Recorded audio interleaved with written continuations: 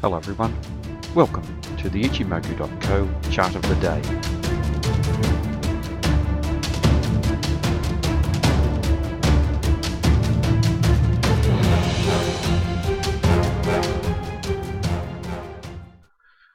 Moving to the S&P 500 futures on the hourly charts, and early in the trading session today we saw the market open down below each of the Ichimoku indicators. We then saw some very small body trading occur and the buyers start to enter the market on a white body candle.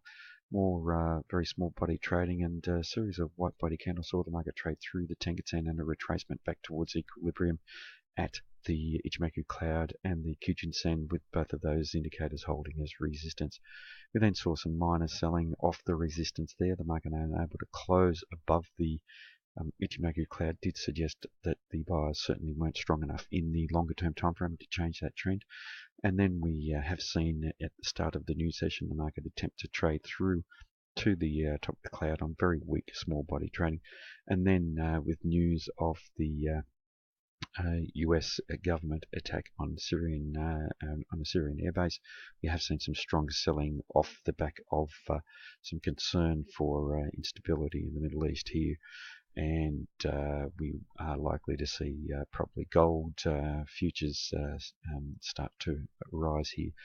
Importantly, for that hour of trading where we saw the concern raised, we have seen support coming in below the first pivot point support level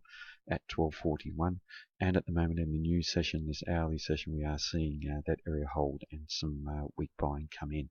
If the market does rally, looking to strong resistance at the Kijun-sen and Tenkan-sen around 2348, 2349.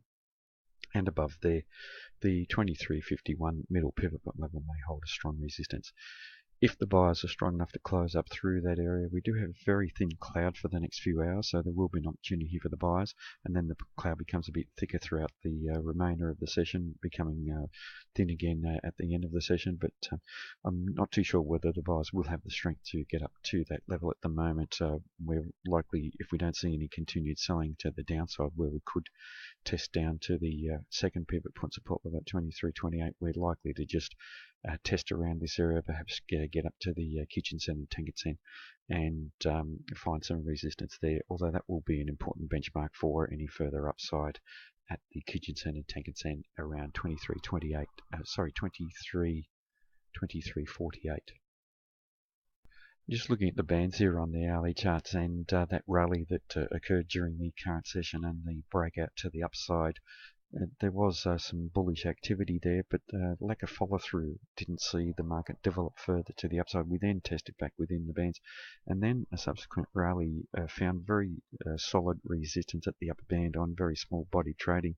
and that did suggest that the sentiment here had certainly changed from potentially a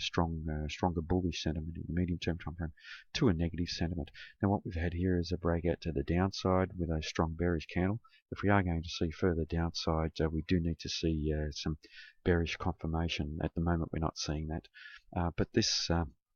current candle has rallied to the bottom of the bands at 2345 and found some resistance around that area, so continue to monitor